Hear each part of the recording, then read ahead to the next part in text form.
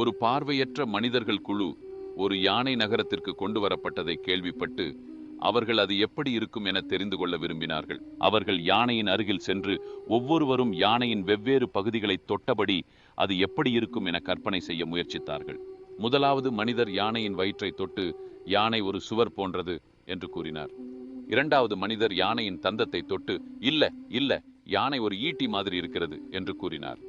மூன்றாவது மனிதர் யானையின் தும்பிகையை தொட்டு, நீங்கள் இருவரும் தவறு, யானை பாம்பு போல என்று கூறினார். நான்காவது மனிதர் யானையின் காதை தொட்டு, நீங்கள் மூவரும் தவறு, யானை விசிறியைப் போல என்று கூறினார். ஐந்தாவது மனிதர் யானையின் கால் ஒன்றை தொட்டு, நீங்கள் நால்வரும் தவறு, யானை ஒரு மரம் மாதிரித்தான் என்று கூறினார். இறுதியாக ஆறாவது மனிதர் யானையின் வாளை தொட்டு, இப்போது எனக்கு தெளிவாக தெரிகிறது, யானை ஒரு கயிறு என்று கூறினார். இதனைத் தொடர்ந்து பார்வையற்றவர்கள் ஒருவருக்கொருவர் வாதிடத் தொடங்கினர்.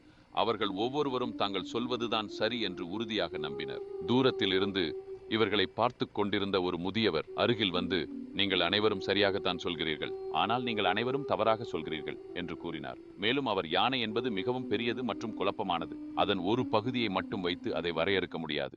நீங்கள் ஒவ்வொருவரும் அதன் ஒரு பகுதியை மட்டுமே தொடுகிறீர்கள். உண்மை மிகவும் பெரியது, அதில் ஒவ்வொருவரும் ஒரு பகுதியை மட்டுமே புரிந்து கொள்கிறீர்கள். ஆகவே ஒவ்வொரு பார்வையும் உண்மையின் ஒரு பகுதி மட்டுமே. பல பக்க பார்வைகளை கொண்டே ஒரு முழு உண்மையை புரிந்து கொள்ள முடியும்.